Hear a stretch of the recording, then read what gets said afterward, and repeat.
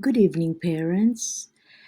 Welcome to the back to school night of Suitland High School.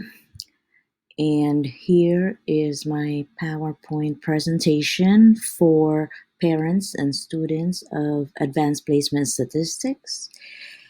I am Dr. Maneza Provido, AP Statistics instructor, and here is my biography. I finished Bachelor of Arts in Economics, summa cum laude, and Academic Excellence Awardee. I earned credits in Bachelor of Science in Education, Secondary Mathematics, finished Master of Public Administration, and Philosophy of Education major in Educational Management. And here are my affiliations for the many years in my career. And mostly over the summer, in order to prepare for distance and remote learning, I attended a lot of webinars in order to earn credits and have knowledge and skills for distance learning tools. And here are the badges that I was able to accumulate. AP Statistics, you can read through the course description here, and you can look into the College Board curriculum and exam description.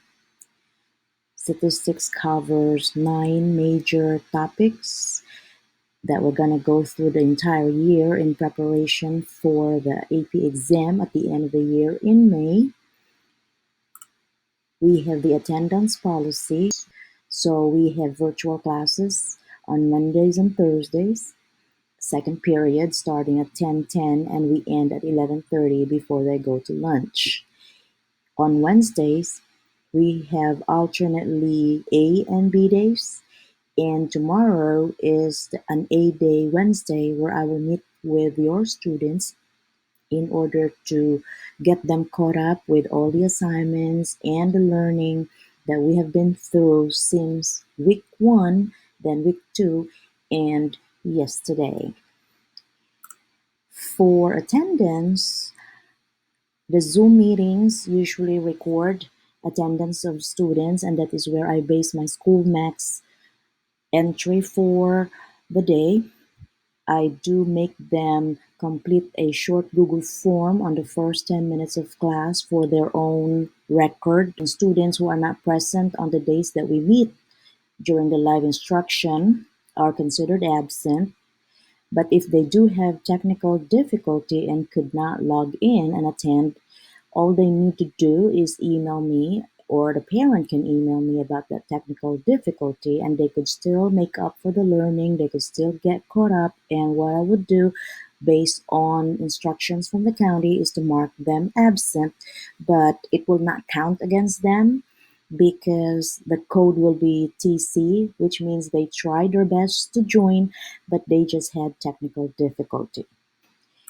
For the absence note, if the parent or guardian cannot inform the teacher of an upcoming absence, then they can, of course, email me during the day that the student is absent, or up to 3 days after the live instruction was missed.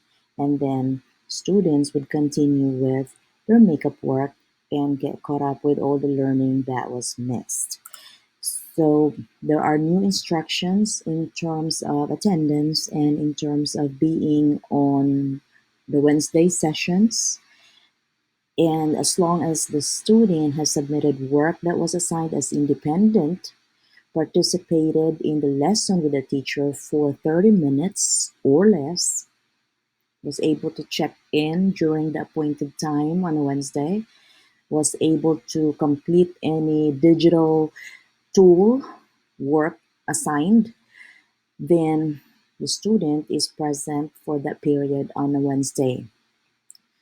And as I've mentioned earlier, the technical difficulty is a valid reason to have an excused absence for our scholar.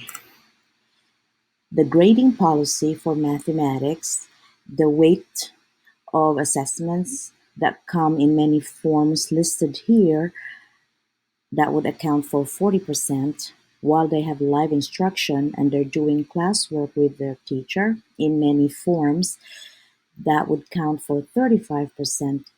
And then finally, anything that is assigned as independent that they could do weeknights, over the weekend, or Wednesday would all account for 25% of the overall grade. The course materials they would need are online access to the many tech tools that are used for AP statistics. They would, of course, need to have a notebook or a journal for them to take notes and do the work aside from what they would do on the online access. They do need Chromebooks or laptops, of course, and they will keep in touch with me in terms of Google Classroom, private messages, private comments, and PGCPS email.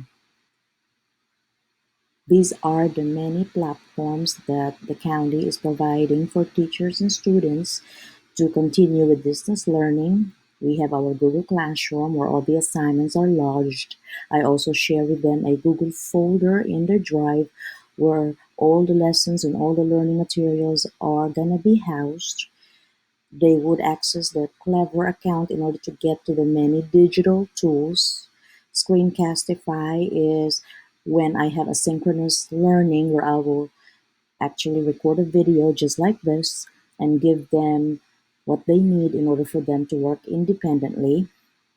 We meet primarily through Zoom as that is what is preferred by the county, but we do have a Google Meet link in case there are any problems with Zoom. And also on Wednesdays when I meet with them, I am using Google Meet. Here is the page where they could click on any icon and they would get links to go to the websites of all the tech and digital learning tools that we are using for AP statistics. We're not going to use all of them in one day at one time, but we would make use of one, two, or three tools a day in order for them to have a lot of resources that would prepare them for being able to achieve everything that they need to do for AP statistics and also prepare them for the end of the year College Board assessment. Virtual learning support, I always respond immediately or in a timely manner to the private reviews and comments that they post in Google Classroom, to the emails that they send to me, so that I can guide them with the work even though they may be on independent time, or I could answer any concern that they have. And aside from that, I do have my telework hours here, so you could see the matrix, which times are for class hours and which times I could actually go and respond to any messages or questions that they would send me. On Wednesdays will be small group meetings, the time window for that, and then 3 hours beyond the dismissal, I will be spending time looking into my emails and checking into Google Classroom for anything that I can help them with. Of course, on Saturdays and Sundays will be days off, but in terms of urgency, I can actually correspond with students and parents on a case to case basis. And we have another way of being able to keep in touch with each other in terms of events, announcements, feedback, student progress reports. So the countywide platform is the Blackboard Connect, but some emails many times do not work. So that's why I encourage my students to let you all sign up into the Remind 101 parent group so it'll be easy to individually send messages to parents as well as give general announcements and event invites.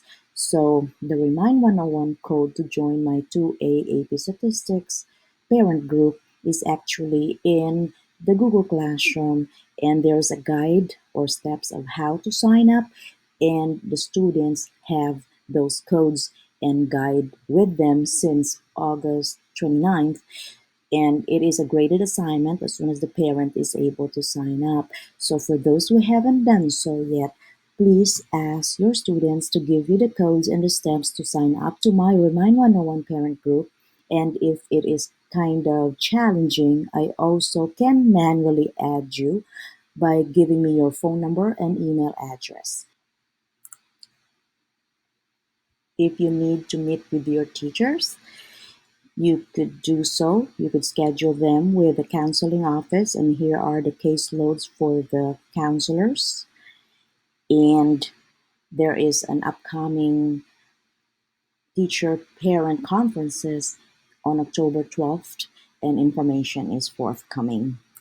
And here is my contact information, and I can be reached directly through email. And as I said, I usually respond in a timely and immediate manner. And so please keep in touch. And thank you for attending Suitland High School's Back to School Night and being able to view and listen to the video. You could always look back and refer to the many things that are contained in the slides because being lodged in the school website.